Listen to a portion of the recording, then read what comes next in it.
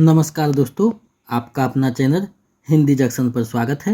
मैं परवेश कुमार सिन्हा आप लोगों के बीच पुनः आज एक महत्वपूर्ण वीडियो लेकर के उपस्थित हुआ हूं। अगर आप नए हैं तो चैनल को सब्सक्राइब करके बेल आइकन को दबा दें ताकि आने वाला वीडियो का नोटिफिकेशन आपको समय से मिलता रहे।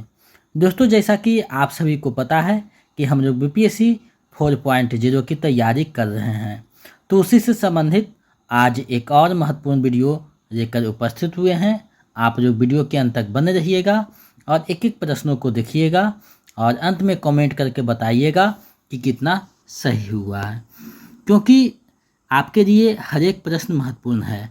साथ ही अगर आप स्टेट का तैयारी कर रहे हैं या किसी भी स्टेट का PGT TGT का कर रहे हैं तो उसके लिए भी जो वीडियो है काफ़ी महत्वपूर्ण होने वाला है। तो आप लोग वीडियो के अंत तक बने रहिएगा। तो चलिए देखते हैं आज के वीडियो में क्या देखने को मिलेगा।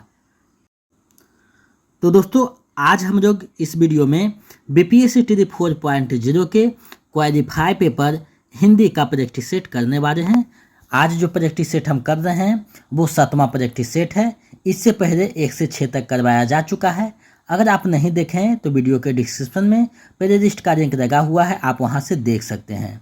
BPSC में पूछे जाने वाले हिंदी के 22 प्रश्नों का जो है इसमें संग्रह है। 22 प्रश्नों का अभ्यास करेंगे, क्योंकि क्वालिफाई पेपर में 30 प्रश्न पूछे जाते हैं, जिसमें 8 अंग्रेजी के होते हैं और 22 प्रश्न जो है हिंदी के होते हैं। तो वही हिंदी के 22 प्रश्नों को हम लोग देखने वाले हैं। तो अगर आप किसी भी सब्जेक्ट से तैयारी कर रहे हैं या किसी भी वर्ग का तैयारी कर रहे हैं तो उसके लिए जो वीडियो है काफ़ी महत्वपूर्ण होने वाला है, क्योंकि इसमें हम लोग हिंदी के महत्वपूर्ण जो प्रश्न है व्याकरण के और हिंदी के जो समान हिंदी के प्रश्न हैं वो देखने वाले हैं। अगर आप 1 to 5 का तैयारी कर रहे हैं या 6 to 8 का या 9 to 10 का, चाहे 11 to 12 का, सभी के लिए जो है ये वीडियो काफ़ी महत्वपूर्ण है। और सब्जेक्ट आपका चाहे कोई भी हो, हिस्ट्री हो, इकोनॉमिक्स हो, ज्योग्राफी हो या सामान्य पेपर हो या हिंदी हो, किसी भी पेपर का आप तैयारी कर रहे हैं तो क्वालिफाई पेपर जो है सभी के लिए अनिवार्य है। और जैसा कि आप लोगों ने देखा कि TRE 2 से लेकर 3.0 में क्वालिफाई पेपर का मेरिट बनाने में बहुत बड़ी भूमिका रही है। तो आप लोग वीडियो के अंत तक बने रहिएगा और एक एक प्रश्नों को देखिएगा, क्योंकि क्वालिफाई पेपर में आपका अच्छा अंक रहेगा तभी मेरिट बनेगा। तो आप लोग जितना ज़्यादा हो सके क्वालिफाई पेपर को बेहतर कीजिए। अगर आप चाहते हैं कि क्वालिफाई पेपर का संपूर्ण तैयारी हो जाए तो सामान्य हिंदी के नाम से 15 वीडियो बना हुआ है और व्याकरण के नाम से जो है हिंदी व्याकरण उसके जो है 35 वीडियो हैं। ये दोनों जो प्लेलिस्ट है वीडियो के डिस्क्रिप्शन में है, आप वहां से देख सकते हैं। अगर इन दोनों वीडियो को आप अच्छे से देख लेते हैं, कर देते हैं, तो आपका 95% जो है क्वालिफाई पेपर का तैयारी हो जाएगा, यानी क्वालिफाई पेपर का चिंता खत्म हो जाएगा। तो इन सारी चीज़ों को देख करके अपने तैयारी को बेहतर कर सकते हैं। सुबह 6 बजे क्वालिफाई पेपर का वीडियो अपलोड कर दिया जाता है, तो आप सुबह 6 बजे देख सकते हैं। तो चलिए बिना देर करते हुए आज के प्रश्नों को देखते हैं। तो आपको दिखाई दे रहा है प्रैक्टिस सेट 7, यानी 7वां प्रैक्टिस सेट हम लोग कर रहे हैं। इससे पहले जो है 1 से 6 तक कर चुके हैं। अगर आप नहीं देखें तो प्लेलिस्ट लगा हुआ है लिंक में, आप देख सकते हैं। पहला प्रश्न आप लोगों के सामने है, जिसका 5 विकल्प बनाया गया है। चौथा और 5वां विकल्प जो है आपको पेचीदा बना देता है, यानी आपको निगेटिव की ओर लेके जाता है, मेरिट बनने में बाधा उत्पन्न करती है। अब देखिए प्रश्न है, महेश की किताब इस वाक्य में कौन कारक है? महेश की किताब इस वाक्य में कौन सा कारक है? तो कि देखिए यहाँ कारक से प्रश्न पूछा गया है। तो देखिए की का मात्रा आया है, तो संबंध का के की, यानी विकल्प जो ख है इसका सही आंसर हो जाएगा। तो हिंदी के जो प्रश्न पूछे जाते हैं, कोई बहुत सरल प्रश्न होते हैं, कोई बहुत कठिन होते हैं। तो जब तक आप अभ्यास नहीं कीजिएगा तब तक सही नहीं हो पाएगा। अब देखिए दूसरा प्रश्न आप लोगों के सामने है, आशीर्वाद शब्द किस रिंग का उदाहरण है? यानी ये रिंग से प्रश्न दे दिया है, कौन सा रिंग है? तो देखिए आशीर्वाद जो शब्द है वो पुल्लिंग है, यानी विकल्प क जो है सही हो जाएगा। तो आप जो है इन सारे टॉपिकों को, यानी व्याकरण के हर एक टॉपिक को आपको देखना होगा और साथ ही समान हिंदी को भी देखना होगा। तो क्वालिफाई पेपर इतना भी आसान नहीं है जितना आप लोग सोच रखे हैं, तो थोड़ी सी इस पर जो है तैयारी करनी होगी। और हम लोग जो है लगभग 50 प्रैक्टिस सेट देखने वाले हैं, जितना ज़्यादा हो सके कोशिश तो है कि 50 प्रैक्टिस सेट हम लोग देखें और तैयारी को बेहतर कर सकते हैं।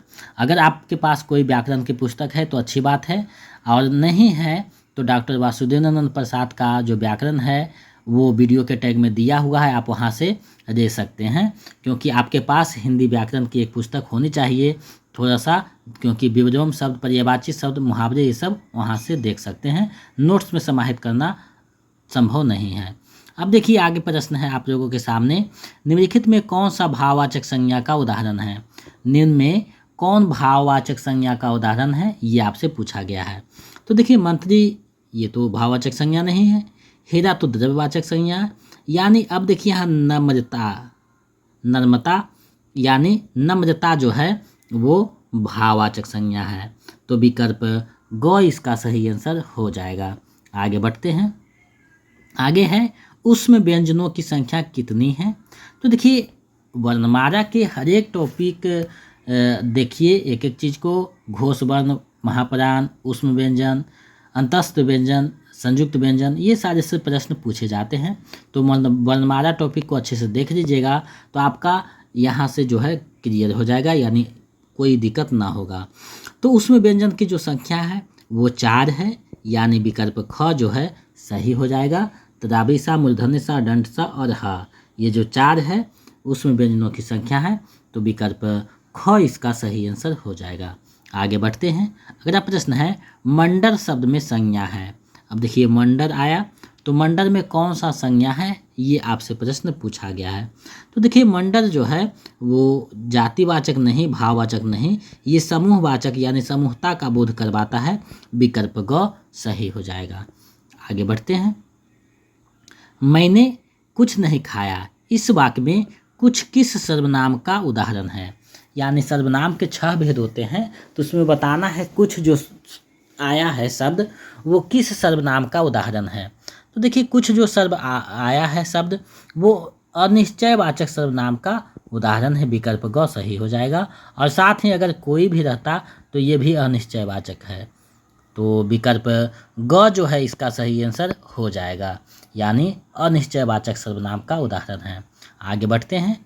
आगे शब्द है पगड़ी शब्द है, यानी पगड़ी जो शब्द है वो कौन सा शब्द है? तत्सम है, देशज है, विदेशज है।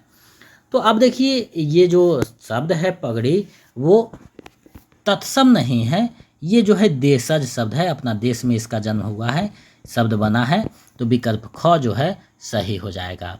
तो ऐसे भी प्रश्न होते हैं, तो व्याकरण में आप तत्सम शब्द, तद्भव शब्द आदि को देख लीजिएगा, क्योंकि वहाँ से प्रश्न ज़्यादा बनते हैं। आगे है विभा आज विद्यालय नहीं गई क्योंकि पानी बरस रहा था। किस वाक्य का उदाहरण है?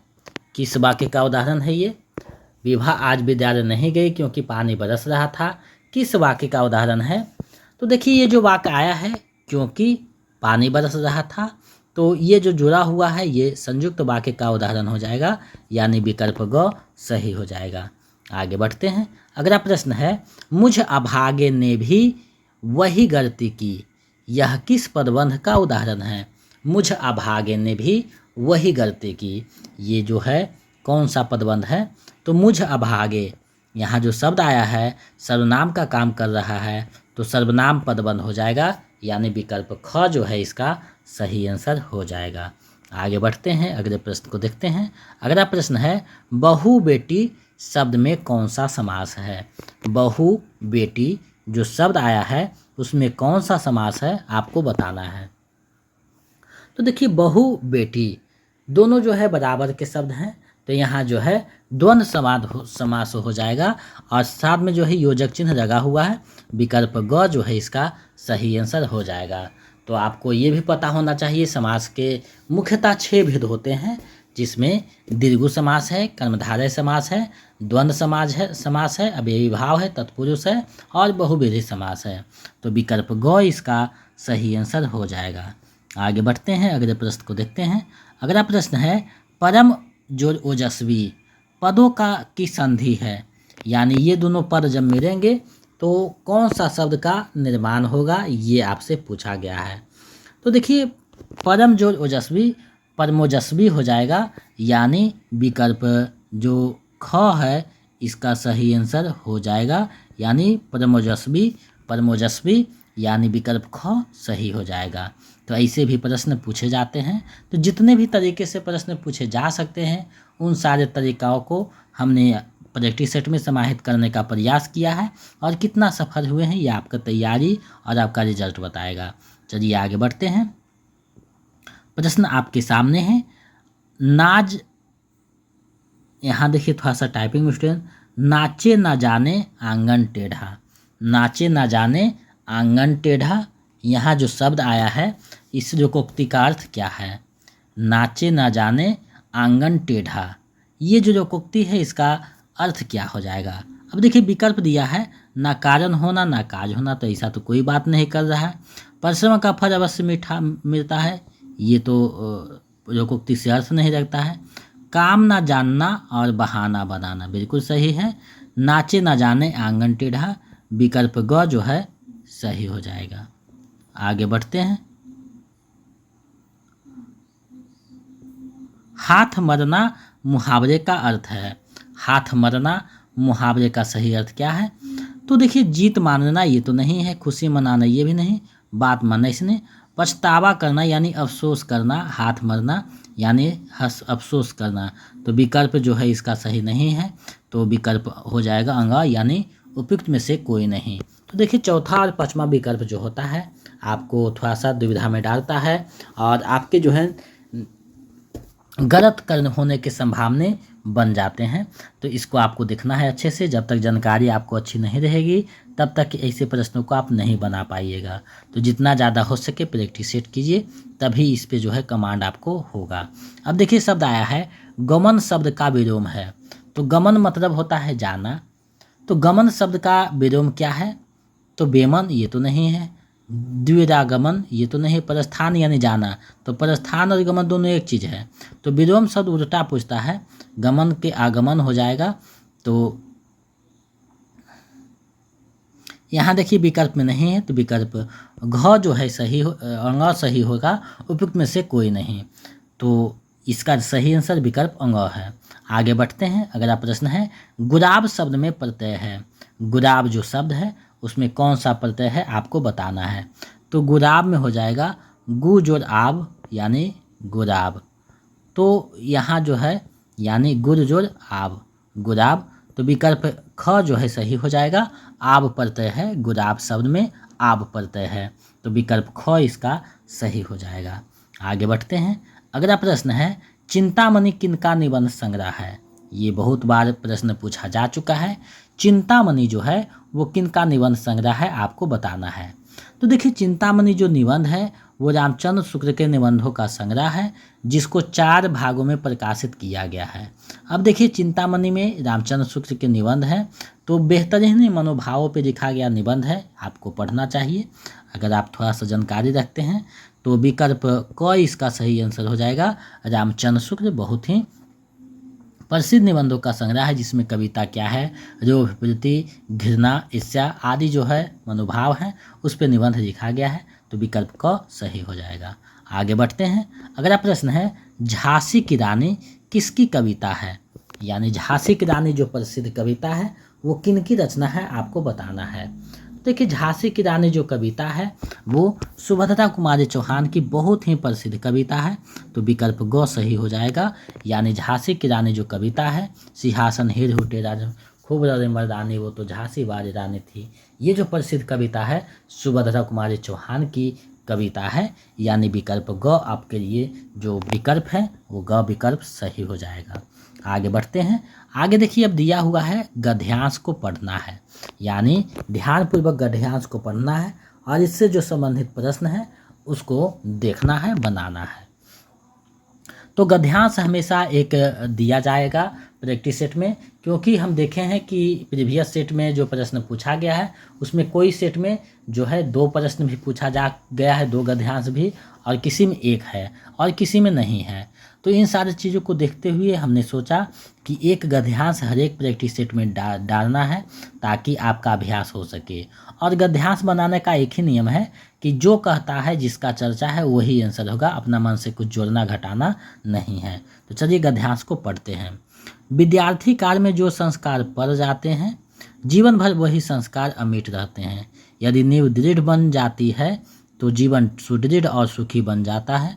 जो मन लगाकर पढ़ाई कर देता है उसे ज्ञान की प्राप्ति होती है तथा उसका स्वस्थ मानसिक विकास भी होता है। जिस प्रकार शुरू से ही पौधे की अच्छी देखभाल करने से, समय से उसमें खरपतवार निकाल कर ज़रूरत के अनुसार खाद पानी डालने से उसमें अच्छे किस्म के फूल आते हैं, उन फूलों से वातावरण सुरमय और सुरभित हो उठता है, ठीक उसी प्रकार विद्यार्थी काल में जो बालक श्रम, अनुशासन, समय एवं नियम के साँचे में ढल जाता है, वह भविष्य में सुयोग्य नागरिक बनकर अपने राष्ट्र का कल्याण करता है।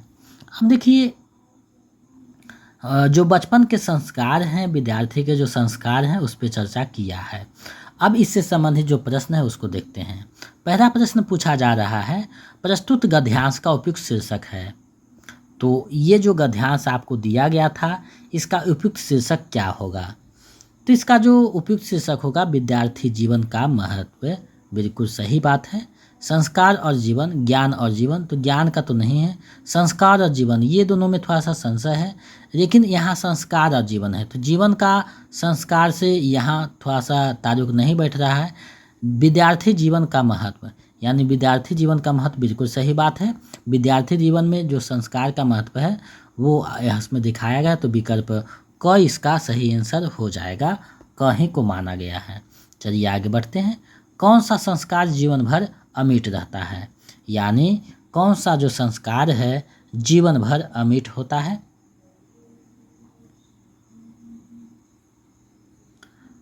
तो इसमें अगर आप देखिएगा तो संस्कार का जो बात कर रहा है उसमें अमिट संस्कार का बात कर रहा है। तो विद्यार्थी काल का जो संस्कार है वो अमिट होता है। विकल्प ख इसका सही आंसर हो जाएगा। आगे बढ़ते हैं। जो मन लगाकर पढ़ाई करता है उसे क्या प्राप्त होती है? तो उसे जो प्राप्त होती है वो संस्कार, यानी जीवन अच्छी बनती है। तो धन, संपत्ति, शक्ति, इसका तो बात नहीं करता है, यानी संस्कार का बात करता है, जिसका चर्चा नहीं है। तो विकल्प अंग हो जाएगा, उपयुक्त में से कोई नहीं। जो मन लगाकर पढ़ता है उसे जो है संस्कार और सम्मान के अधिकारी होता है। तो विकल्प अंग सही हो जाएगा, उपयुक्त में से कोई नहीं। आगे बढ़ते हैं। अगला प्रश्न है, कौन भविष्य में सुयोग्य नागरिक बनता है? तो जो विकल्प है उसको पहले देखते हैं। जो मन लगाकर पढ़ाई करता है, तो ऐसा तो बात नहीं है। जो श्रम, अनुशासन, समय और नियम के ढांचे में ढल जाता है, तो बिल्कुल सही बात है, उससे जो है सुयोग्य नागरिक बनता है। विकल्प ख सही हो जाएगा। तो एक एक प्रश्न जो होते हैं गद्यांश के बहुत महत्वपूर्ण होते हैं और आपका स्कोरिंग पॉइंट होता है। तो गद्यांश को पहले समझ करके अच्छे से पढ़ लीजिए, उसके बाद प्रश्न को बनाइए, क्योंकि आप यहाँ गलती करते हैं तो आपका जो है नंबर यहाँ से कटने की ज़्यादा संभावना होती है। अब देखिए अंतिम प्रश्न है, सुयोग्य नागरिक बन किसका कल्याण करता है? तो राष्ट्र का कल्याण करता है, ऊपर चर्चा किया गया था। विकल्प ग सही हो जाएगा। तो इस तरीका के प्रश्न रहते हैं। ये प्रैक्टिस सेट में आपका कितना सही हुआ है कमेंट करके बताइएगा। आज हमने आप लोगों के बीच प्रैक्टिस सेट 7 को प्रस्तुत किया। हमें पूरा विश्वास है कि ये आपकी तैयारी को गति प्रदान करेगा और आपको जो है लक्ष्य प्राप्त करने में महत्वपूर्ण भूमिका निभाएगा। तो इसी तरह हिंदी जंक्शन चैनल पे आपको लगभग 50 प्रैक्टिस सेट करवाया जाएगा क्वालिफाई पेपर का, और बीच बीच में जो है प्रीवियस ईयर क्वेश्चन को भी करवाया जाएगा, जिससे कि आपकी तैयारी जो है संपूर्णता को प्राप्त कर सके। तो आप चैनल पे बने रहिए, वीडियो को ज़्यादा से ज़्यादा शेयर कीजिए अपने सभी दोस्तों में, जो अन्य सब्जेक्ट के भी तैयारी कर रहे हैं उनको भेजिए, ताकि उनका क्वालिफाई पेपर होने में कोई दिक्कत ना हो। तो आज के लिए बस इतना ही। अगर आप नए हैं तो चैनल को सब्सक्राइब करके बेल आइकन को दबा दें, ताकि आने वाला वीडियो का नोटिफिकेशन आपको मिलता रहे। तो मिलते हैं नए वीडियो में। जय हिंद,